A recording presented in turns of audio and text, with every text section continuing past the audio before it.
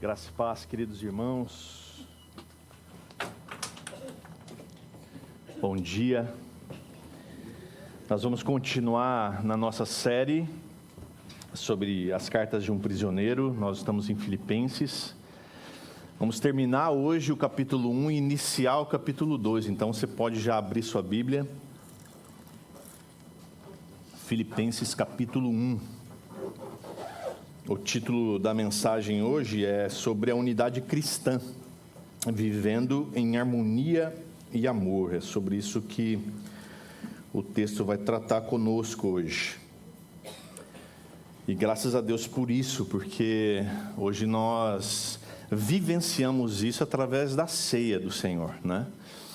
E esse é o símbolo que na prática expressa o que é a igreja do Senhor, um corpo, uma família, unidas não por qualquer coisa, mas por Cristo Jesus e pelo seu sacrifício.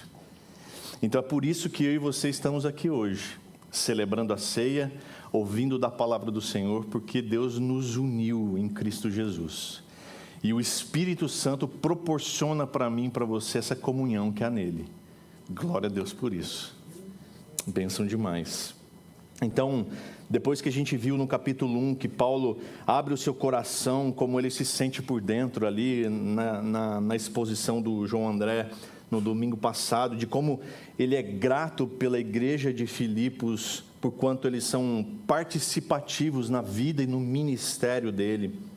Depois dele dizer o quanto ele espera que o amor desses irmãos somente no conhecimento e no entendimento, né?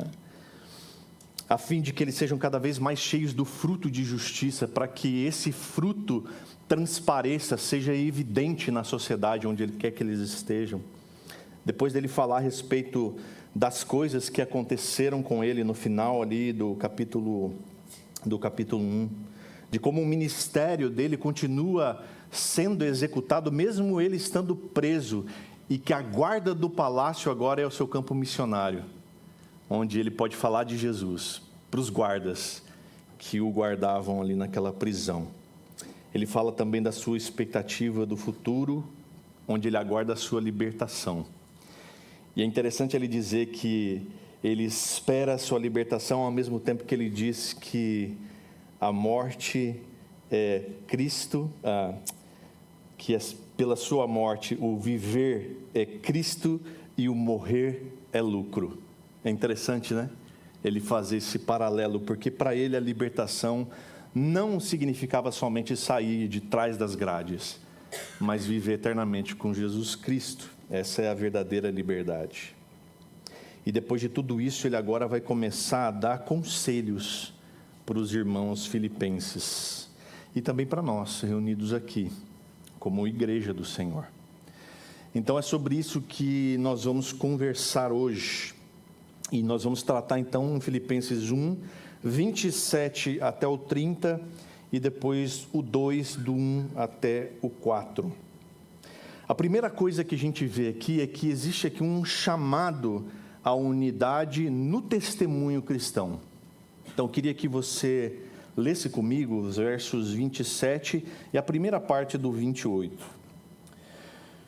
Diz assim: acima de tudo, vivam de modo digno do Evangelho de Cristo, para que, ou indo aí para vê-los, ou estando ausente, eu ouça a respeito de vocês que estão firmes em um só espírito, como uma só alma, lutando juntos pela fé do Evangelho, e que em nada se sentem intimidados pelos adversários. Vamos orar?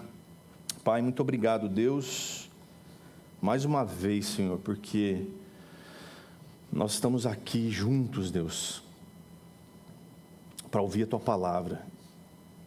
E Deus, pela Tua graça e misericórdia, Deus, que essa palavra cause transformação em nosso coração, Deus, para que a gente viva aquilo que o Senhor tem para nós, como igreja, como povo Seu. Deus, em nome de Jesus, gera no nosso coração, Deus, esse despertamento, Senhor, em nome de Jesus, para que a gente volte à essência, Deus, da igreja que o Senhor estabeleceu. Essa essência que está estampada aqui nessa parede atrás de mim, Deus. Onde nós, como igreja do Senhor, como povo do Senhor, estamos unânimes, dedicados à sua palavra, dedicados à comunhão, dedicados no partir do pão e dedicados na oração. Pai, que essa verdade seja uma verdade em nosso coração, na nossa vida, no nosso cotidiano, no nosso dia a dia, na relação com o Senhor, na relação uns com os outros e na relação com o mundo, Senhor. Pai, desperta-nos, Deus, como igreja, em nome de Jesus, para que o Teu Evangelho continue sendo espalhado, como o Jorge leu aqui, Deus, para que o propósito seja cumprido, que nós, como igreja, anunciemos as grandezas do Deus que nos tirou das trevas e nos trouxe para o reino do Seu Filho. Ó Deus, em nome de Jesus, é isso que eu desejo, Senhor, é isso que nós oramos e pedimos, em nome de Jesus. Amém, Senhor. Amém. Então é esse chamado à unidade no testemunho cristão. Então, depois de dizer todas essas coisas a respeito dos filipenses e de si mesmo, Paulo agora ele vai dizer o que é necessário acima de tudo. Ele começa já esse texto aqui dizendo, acima de tudo, o que é mais importante? Primeira coisa, vivam de modo digno do Evangelho de Cristo. Isso é o mais importante. Em outras versões diz aí que a vossa conversa seja digna do Evangelho de Cristo. Alguém tem essa versão aí? Mais antiga? Que a vossa... Ninguém tem? Puxa. Como é que é? BKJ? É essa aqui? Tá bom. Que a vossa conversa seja digna do Evangelho de Cristo.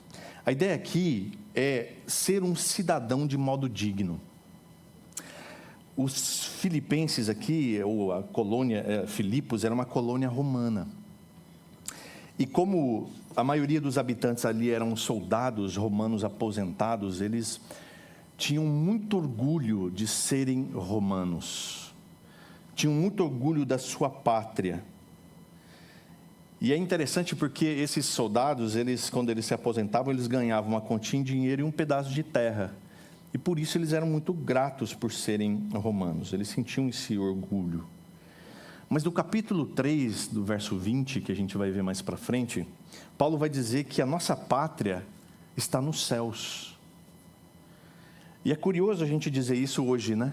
Dia 8 de setembro, um dia depois do 7 de setembro, o dia da nossa independência.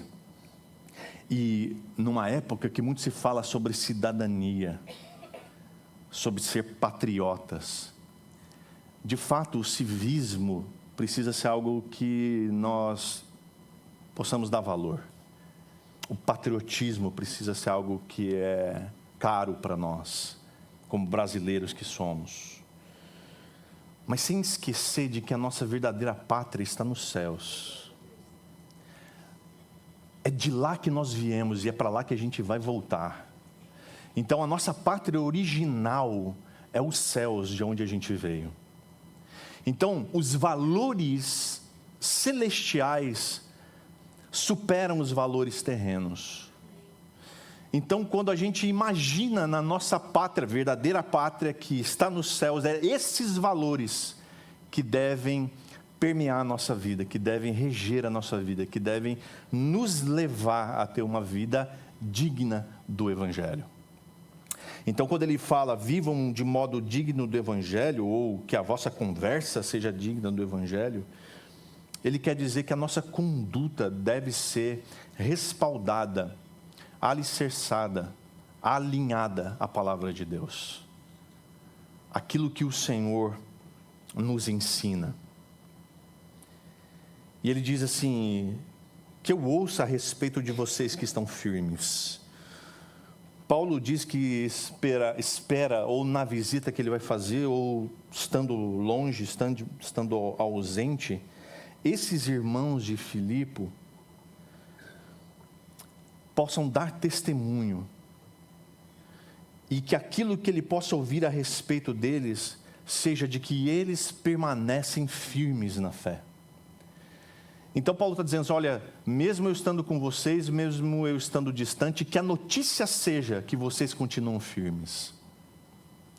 É como se alguém que às vezes nos visita, e às vezes eu converso com pessoas que vieram aqui nos visitar no aniversário da igreja, Tamir Neves, o André Fontana, o Marco Teles, que o Jorge se referiu, que às vezes que eu falo com essas pessoas, novamente a pergunta sempre é, e aí, os irmãos da Catuai estão firmes? É muito interessante, porque essa pergunta é recorrente. E graças a Deus a resposta deve ser sempre, sim, estão firmes em Cristo. Graças a Deus. Mas firmes no quê? Ele lista aqui 3 coisas. Primeira delas, em um só Espírito. Isso quer dizer que a igreja ela deve estar sempre unida, de prontidão, com o mesmo propósito, com a mesma motivação. Então, quando a gente se reúne com os nossos irmãos nas conversas de corredor, ou quando a gente encontra o irmão na rua, a gente pode ter a mesma conversa, entendendo que os propósitos, a motivação é sempre a mesma, porque nós estamos coesos, firmes nisso, no mesmo Espírito. Porque sendo o Espírito Santo quem nos guia, quem nos move, e Ele atua através da coletividade dos irmãos, mas também no individual, significa que se o Espírito está falando, então nós seguimos no mesmo propósito. É interessante que eu estava conversando com a minha irmã mais velha, essa semana, e ela tem um grupo de estudo bíblico na casa dela, e ela estava dizendo que as coisas que ela vem estudando com aquele grupo é bem semelhante com aquilo que a gente vem falando aqui ao longo do tempo. Na semana retrasada, quando a gente esteve em São Paulo, na conferência Ressurgência, nós ouvimos testemunhos de alguns pastores que falam sobre as suas igrejas, e o testemunho é sempre o mesmo, das coisas que também a gente vem falando aqui. Isso quer dizer o quê? Que o Espírito está falando para a sua igreja, meus irmãos. O Espírito está falando, e quando o Espírito fala para a sua igreja desta forma, quer dizer que algo bom está vindo por aí. E isso é muito animador, muito esperançoso. Não só em um espírito, mas com uma só alma também. Como se fôssemos todos uma só pessoa. Como se cada membro dessa igreja compartilhasse da mesma vida. Por isso que quando a gente fala de discipulado, e o discipulado verdadeiro, aquele discipulado que edifica de verdade, é o vida na vida. Quando você permite que alguém caminhe com você e compartilhe a vida com você. Isso é discipulado bíblico. Quando a gente pode e permite deixar que o outro entre na sua vida e você também entre na vida dele. E compartilhe isso. Isso é com uma só alma. E também lutando juntos pela fé do Evangelho. Porque não há espaço para individualidades quando se vive dessa maneira. Unidos juntos pela fé do Evangelho. Então todos nós lutamos o mesmo combate. E essa palavra lutando ou combatendo vem de uma expressão esportiva que dá a ideia de se esforçar em conjunto. É como um time. É como num esporte coletivo, em que os componentes desse time, os jogadores ou os participantes desse time, competem, se esforçam com o único objetivo de ser campeão. Eu sei que quando eu falo isso, você se lembra de um time, né, verde e branco, bicampeão, que... Tem sim. Nós devemos, meus irmãos, lutar juntos, como um time luta, para aquilo que realmente importa, para aquilo que vem no final, para a grande vitória.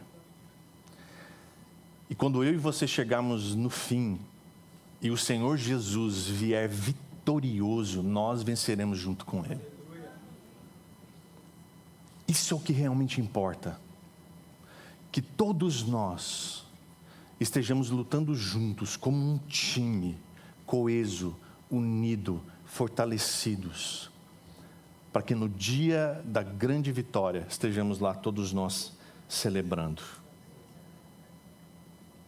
Isso para que a gente seja um povo que em nada se sente intimidado pelos adversários. Então a expressão aqui traduzida como intimidados tem mais a ver com o refúgio do cavalo. Sabe quando o cavalo, esses de salto, ele vem diante do obstáculo e trava, que o cavaleiro às vezes chega a cair? A ideia é essa daqui, que nada sejamos intimidados, para que nada nos faça travar, parar. Então a ideia é que aquilo que Jesus falou para os seus discípulos, quando eles caminhavam juntos e Jesus pergunta para eles: quem vocês dizem que eu sou? E Pedro diz: tu és o Cristo, o Filho do Deus vivo. E Jesus diz: sobre essa verdade edificarei minha igreja e as portas do inferno não prevalecerão contra ela. Ele quer dizer que a igreja dele, estabelecida por ele, edificada por ele, avança vitoriosa o tempo todo, até o fim.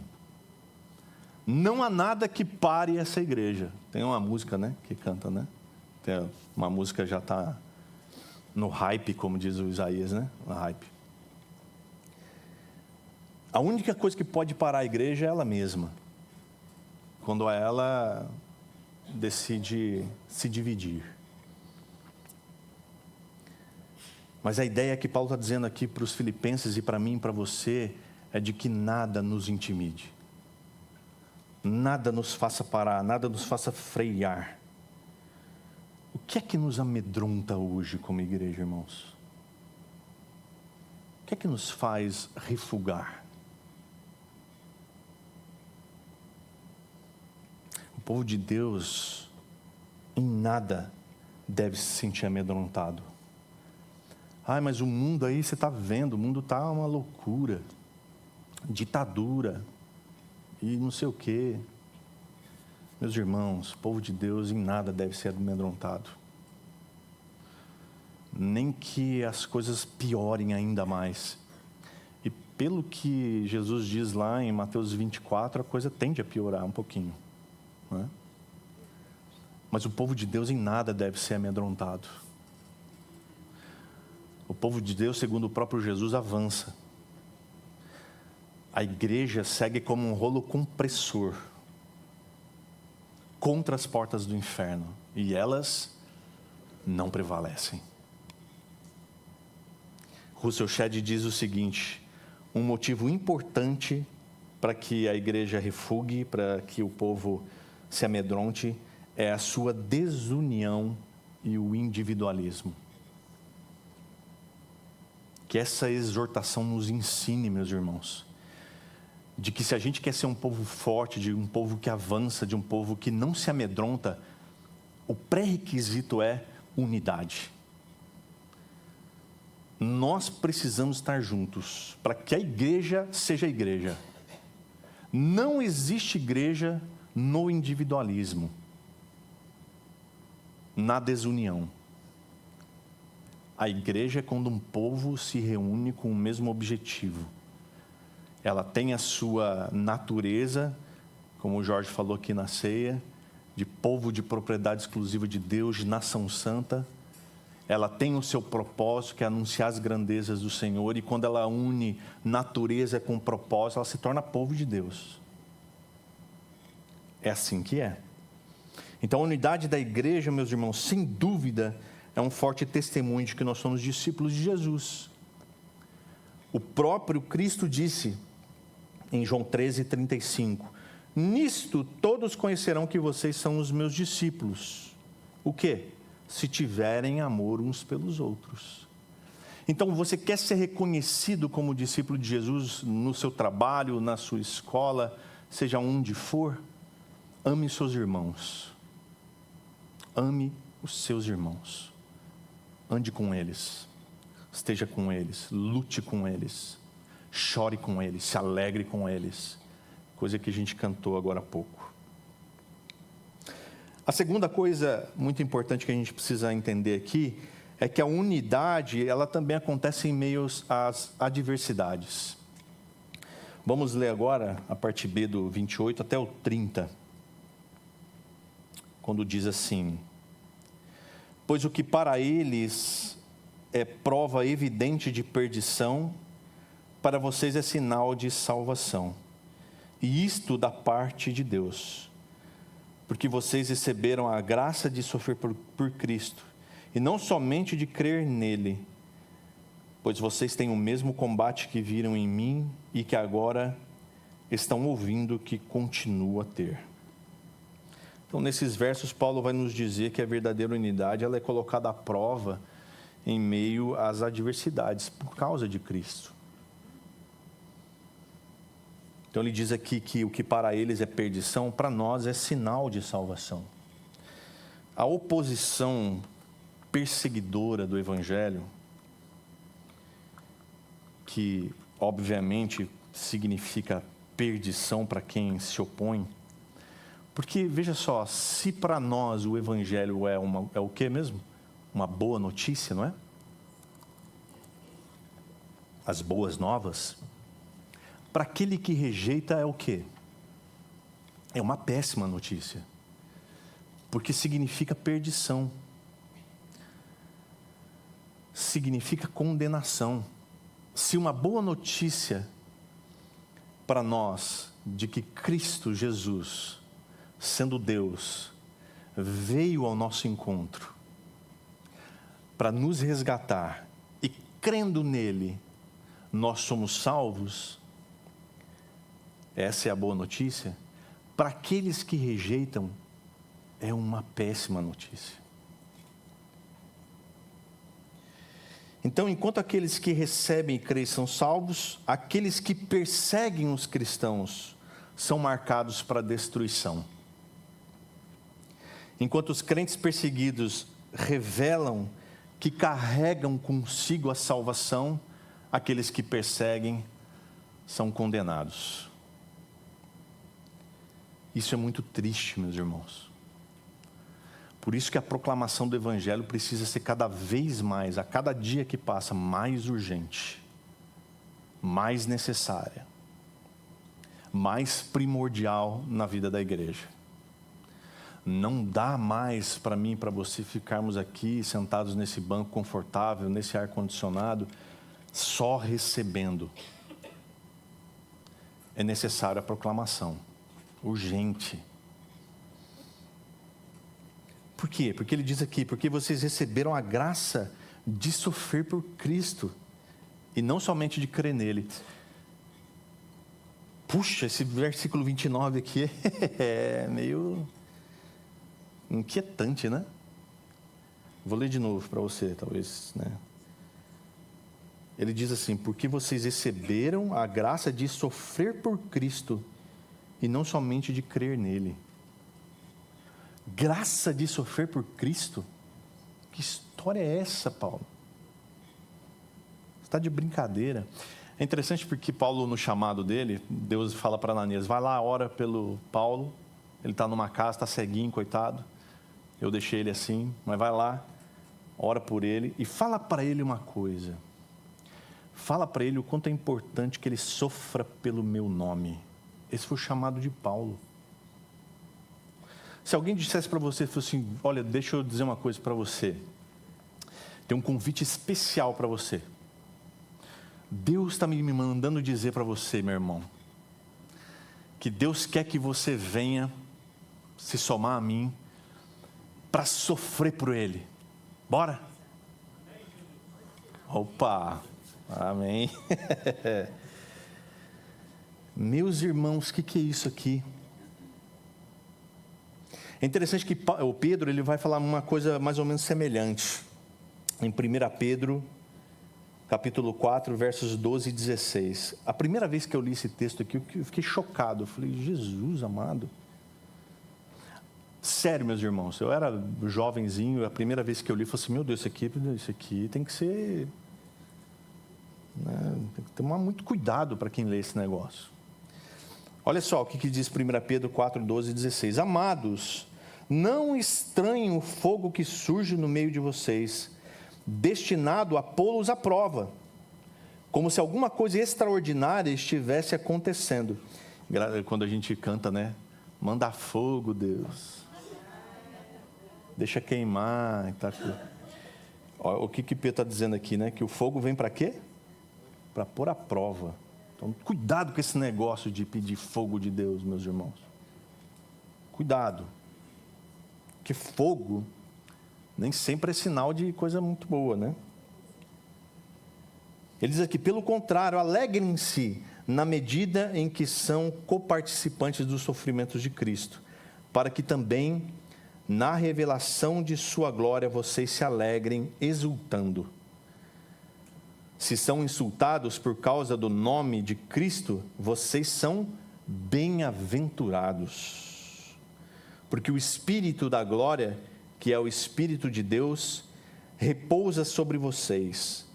Que nenhum de vocês sofra como assassino, ladrão ou malfeitor, ou como quem se mete na vida dos outros. Esse tipo de sofrimento aqui só tem quem merece mesmo, né? Mas, se sofrer como cristão, não se envergonhe. Pelo contrário, glorifique a Deus por causa disso. É interessante como no nosso tempo é muito comum as pessoas ocultarem que são cristãos, né? Dependendo do seu lugar, onde estão. Eu tenho visto aí esse movimento que tem surgido no nosso meio em direção aos universitários e às vezes o medo de se mostrar cristão num ambiente hostil. Então, às vezes é melhor deixar bem quietinho, ser cristão de final de semana, que é mais seguro.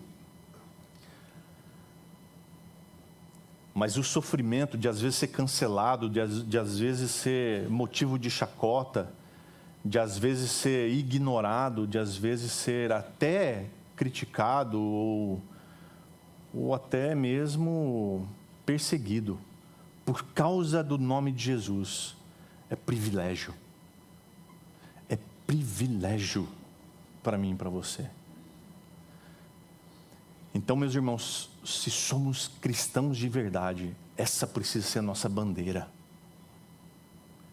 Onde quer que estejamos, seja num lugar hostil ou seja dentro da igreja, onde é mais confortável. Mas quando o lugar é hostil, mesmo sabendo que você vai ser perseguido, mesmo sabendo que isso não vai cair bem para aquelas pessoas que você até gosta, que podem virar o rosto para você, mesmo assim,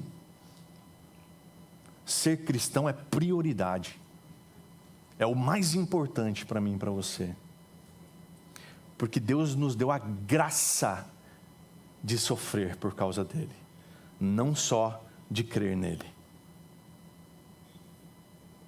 Está tendo a graça de sofrer por Cristo? Talvez é uma coisa que a gente podia até cantar, né? Tem hino sobre isso? Música? Pois é. Graça de sofrer, né? Quem sabe a gente, como igreja, pode compor, né? Uma música assim. Então, tanto Paulo quanto o Pedro, eles consideram sofrer por Cristo um privilégio. Por causa da nossa natureza, meus irmãos, a gente tem essa dificuldade, é ou não é? Ou só sou eu? Mas se a gente representa fielmente Cristo em nosso sofrimento, então a nossa mensagem e o nosso exemplo afetarão não somente a nós, como o nosso meio. A nossa mensagem e o nosso exemplo, se soubermos sofrer por Cristo, vão afetar não só nós, como aqueles que estiverem perto de nós. O sofrimento pode trazer os seguintes benefícios. Primeiro, ele afasta dos nossos olhos os prazeres terrenos. Eles vão, com certeza, nos parecer menos valiosos. Segundo, ele expõe o crente superficial. Aquele crente que vive na superfície, no raso. O sofrimento mostra que ele é raso. Terceiro, fortalece a fé daqueles que suportam o sofrimento. Eles vão ter mais fé, vão ser mais perseverantes. E quarto, serve como exemplo a ser imitado. Interessante que essa semana a gente teve um testemunho de uma avó, que a Ana conhece, que teve a sua netinha de 2 anos. De repente a menina teve uma pneumonia, levaram para o médico examinou, foi internada. De um dia para o outro o quadro dela piorou drasticamente, que ela precisou ir para uma UTI. No dia seguinte, o quadro dela era extremamente grave, com 2 possibilidades: de morte ou de vida com sequela. E essa avó mandava as mensagens para Ana e a igreja aqui orando por isso, e ela, crente lá, se apegando de que Deus poderia salvar essa menina. 1 semana, irmãos. Quando foi na sexta-feira, foi na sexta que ela mandou o vídeo? Na sexta-feira ela mandou um vídeo da menininha sentada na cama, saudável. Isso fortalece o crente, meu irmão. O crente, quando vê Deus agindo com poder e graça, a sua fé se fortalece. Eu gosto de uma frase que eu li uma vez, que diz assim, que o testemunho do crente gera fé no outro crente, e a fé gera milagre. O milagre, por sua vez, gera mais testemunho, e o testemunho gera fé, que gera milagre, e é um ciclo. Então não deixe de testemunhar aquilo que Deus fez na sua vida, para que isso sirva de testemunho para gerar fé no que houve, para que haja mais milagre. E ele diz: pois vocês têm o mesmo combate que viram em mim e que agora estão ouvindo que continua a ter. Então, durante a sua vida, Paulo ele sofreu demais por proclamar a palavra do Senhor, por proclamar as boas novas. Como os irmãos filipenses, nós também enfrentamos inúmeros obstáculos nessa missão. Ou seja, nós talvez tenhamos um pouco diferente dos obstáculos que eles tinham, mas nós temos alguns obstáculos que pode ser, por exemplo, a nossa agenda. Às vezes a nossa agenda está muito cheia. A nossa vergonha de se expor como cristão. Também tem a oposição de gente que vai se opor contra a pregação do Evangelho, contra você ser um crente. Tem o preconceito também. Vai ter gente que vai dizer: puxa, mas você é crente, que coisa, né? Vai ter a rejeição daqueles que vão te ouvir a respeito da sua fé e vão simplesmente dizer: não quero isso, para mim não serve. Entre outras coisas. Mas obstáculos sempre vão existir. Mas o importante mesmo é continuar lutando o combate. Lembra? Paulo está preso, mas isso não o impedia de continuar pregando o Evangelho. E os soldados, os guardas que ficavam ali guardando a prisão, era o seu campo missionário. É para esses que ele pregava o Evangelho. Portanto, foi assim que Paulo descreveu a maneira pela qual devem viver os cidadãos celestiais. Eles devem ser unidos. Eles devem ter os seus pés bem firmados nessa unidade. Eles devem ter só um pensamento. Eles devem lutar juntos contra os seus adversários. Eles devem permanecer coesos. A terceira coisa muito importante que a gente precisa aprender aqui, e aí partindo já para o capítulo 2, é que a humildade é como um fundamento para essa unidade que nós buscamos. assim como o Shed, o Barclay, ele também diz que o perigo que ameaça a igreja de Filipos e a nossa igreja, ou qualquer igreja saudável que possa existir na face da terra, é a desunião. Essa é a grande ameaça. Agora, Paulo ele faz uma transição de inimigos externos, que ele estava falando aqui no final do capítulo 1, para os perigos internos que a gente pode enfrentar. A palavra, portanto, aqui que inicia o capítulo 2, que eu quero ler com você agora, vai mostrar que Paulo agora deixa o alerta de um mundo hostil para tratar de um perigo igualmente ameaçador que a gente pode enfrentar dentro. Então, leia comigo, por favor, versos 1 e 2 do capítulo 2.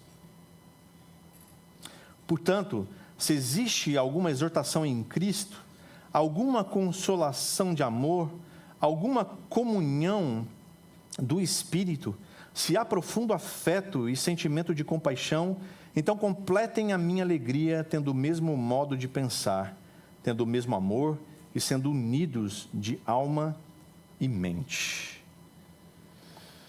Ele diz aqui, se portanto existe, né? Essa palavra não denota aqui uma dúvida de Paulo, se existe. Será que existe mesmo todas essas coisas? Mas poderia ser traduzido também como visto que, já que existem essas coisas no meio de vocês, e em seguida ele vai trazer 4 pilares que sustentam a unidade da igreja. O primeiro deles, exortação em Cristo. Ele está dizendo, já que existe exortação em Cristo entre vocês, né? Exortação é quando nós chamamos alguém para o nosso lado e nós ajudamos essa pessoa na sua caminhada cristã. Isso não deve ser nunca pela nossa carne. Às vezes a gente, no nosso coração, a gente acha, deixa eu chamar essa pessoa aqui para o meu lado, deixa eu ensinar umas coisas para ela, que eu acho que ela está precisando. E às vezes a gente erra muito nesse sentido, de agir de forma impulsiva, de agir segundo aquilo que a gente acha que tem que ser. Mas ele está dizendo aqui que é em Cristo. Porque se é em Cristo, é o Espírito quem nos conduz. E exortar é literalmente chamar de lado, não é dar bronca.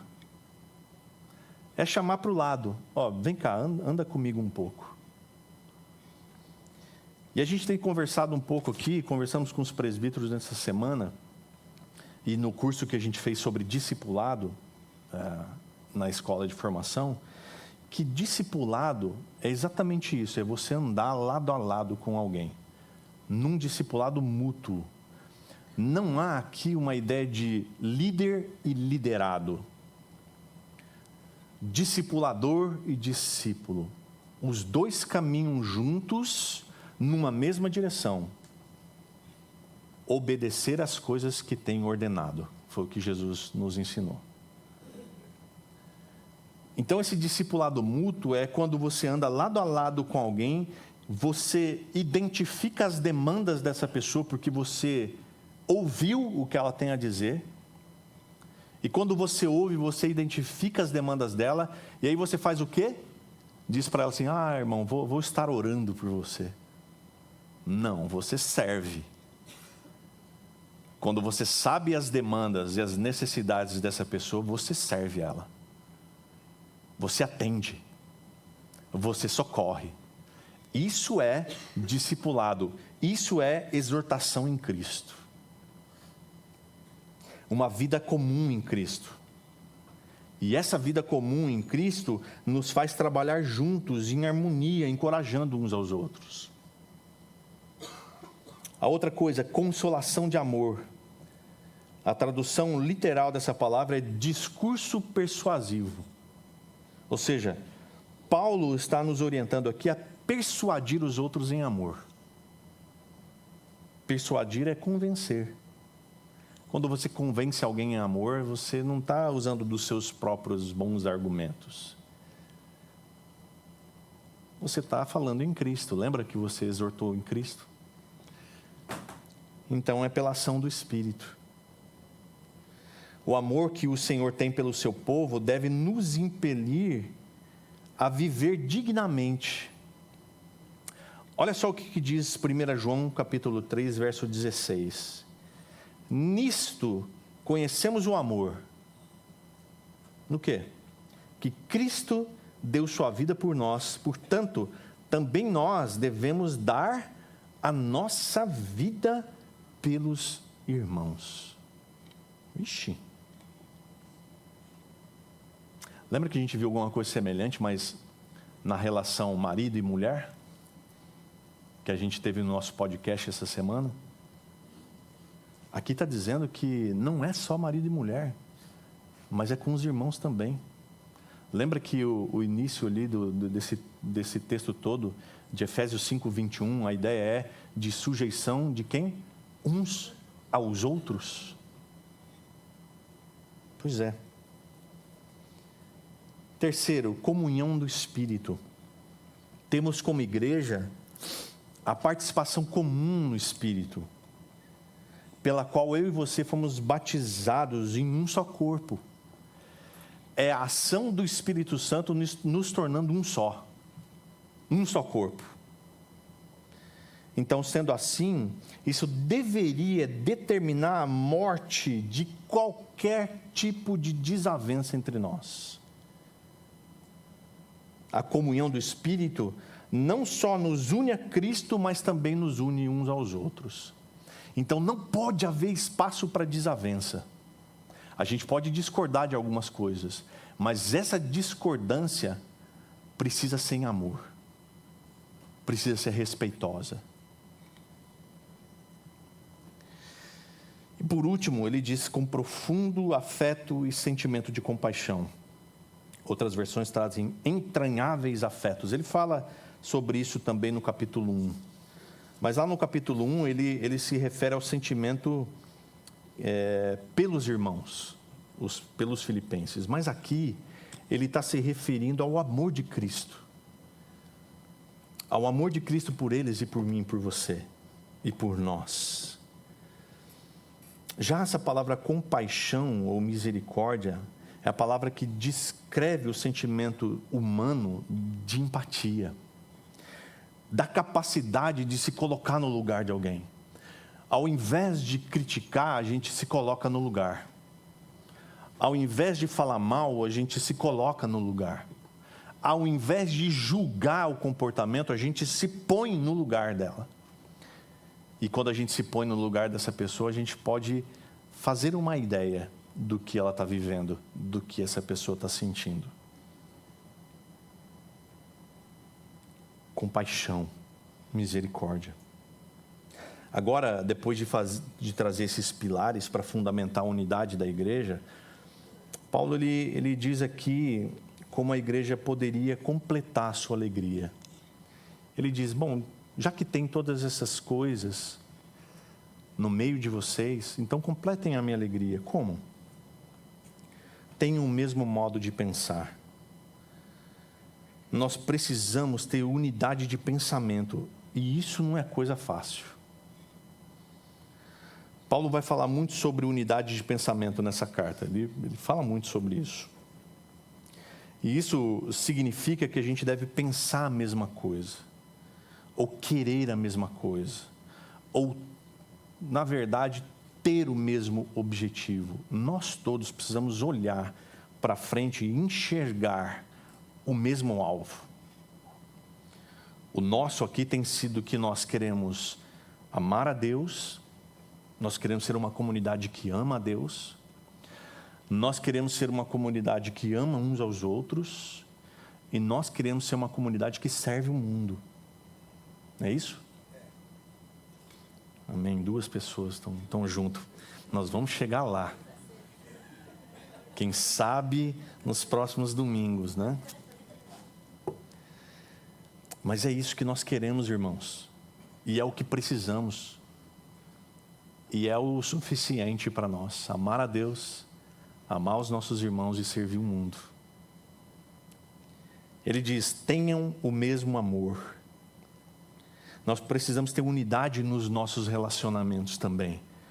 Os irmãos da igreja de Filipos aqui, os filipenses, eles precisavam ter o mesmo amor uns pelos outros, da mesma forma que eu e você temos que ter. Nós podemos expressar o amor na maneira, por exemplo, de como a gente lida uns com os outros. A forma como a gente lida um com o outro precisa expressar amor. Não dá para a gente, como irmãos, tratar o outro com indiferença ou minimizando os seus problemas. Porque precisa ser regado com amor. A gente precisa viver de forma harmoniosa. E ele termina dizendo: sejam unidos de alma e de mente.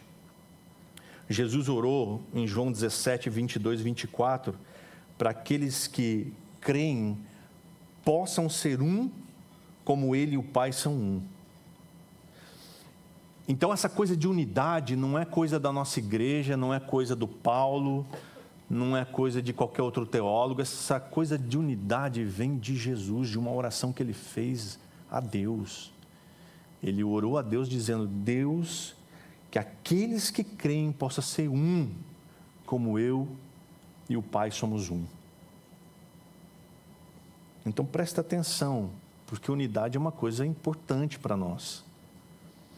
Então, sermos unidos de alma tem mais a ver com a igreja ser um corpo, onde cada membro coopera com o outro. Não compete, coopera. Visando sempre a edificação de todos. É o famoso todos um, que eu não vou dizer aqui quem que fica falando isso aí também, né? E sermos unidos de mente ou sentimento como um coro que canta no mesmo tom, ou de forma harmoniosa. Que, aliás, o nosso coral vai voltar aí, né, Jailton? Cadê o Jailton? Tem ensaio hoje, né? Então, quem quiser ir, não está sabendo, quem quiser cantar no coral, procura o Jailton. Cadê o Jailton? Puxa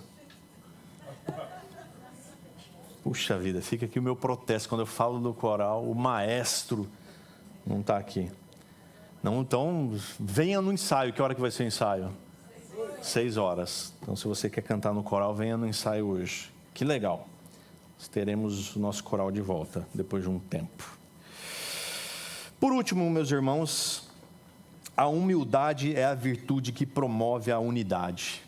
Vamos ler nos versos 3 e vamos ler os 5 também. Do 3 até o 5. Diz assim: não façam nada por interesse pessoal ou vaidade, mas por humildade, cada um considerando os outros superiores a si mesmos, não tendo em vista somente os seus próprios interesses, mas também os dos outros. Tenham entre vocês o mesmo modo de pensar de Cristo Jesus. O Hernandes Dias Lopes diz que a humildade é o remédio para os males que atacam a unidade da igreja. A humildade entre o povo grego tinha quase sempre um significado ruim, negativo. Mas entre o povo de Deus é um imperativo. Nós devemos ser humildes. A gente pode olhar nas Escrituras inúmeras vezes quando nós somos encorajados a sermos humildes, como um exemplo maior, que é Cristo. Então, o que é ser humilde? Ser humilde envolve ter uma correta perspectiva sobre a gente mesmo. É quando a gente sabe quem nós somos, das nossas capacidades, dos nossos limites. E nós entendemos que o outro pode ser tão melhor, tão bom ou melhor que nós. E quando a gente tem essa perspectiva sobre nós mesmos, a gente passa a ter uma perspectiva correta sobre o outro também. E quando a gente pensa sobre nós mesmos, nós entendemos que nós somos dependentes de Deus para tudo. Então ele diz que nós não devemos fazer nada por interesse pessoal ou vaidade, mas por humildade. Mas como a humildade se manifesta no meio da igreja? Primeiro, considerando os outros superiores a nós mesmos. No capítulo 1, Paulo coloca Cristo em primeiro lugar. Agora, ele vai colocar o outro acima de nós. Então, você está vendo que na carta aqui a gente está descendo, né? É Cristo em primeiro lugar, a gente imagina, agora eu vou ficar em segundo aqui, tá bom, beleza. Aí Paulo vem e fala assim, é o outro na sua frente. E aí, né, a gente vai... Agora, ele vai colocar o outro na nossa frente. Então, uma pessoa humilde, ela não tem sede de fama. Ela não tem o desejo, a busca pela projeção, pelos aplausos. Ela rejeita os holofotes. Werner de Boer, ele diz o seguinte, ele fala assim, uma pessoa humilde tem prazer de realizar o serviço que quase não aparece. O trabalho que permanece nos bastidores, a obra insignificante, deixando com alegria aos outros aquilo que parece mais importante e que obtém maior reconhecimento. O humilde se contenta em fazer aquilo que quase ninguém vê, mas ele sabe que Deus está vendo. Ele também diz aqui, não tendo vista somente aos seus próprios interesses, mas dos outros. No mundo é cada um por si, e às vezes Deus contra todos, né? No mundo as pessoas pensam somente nela.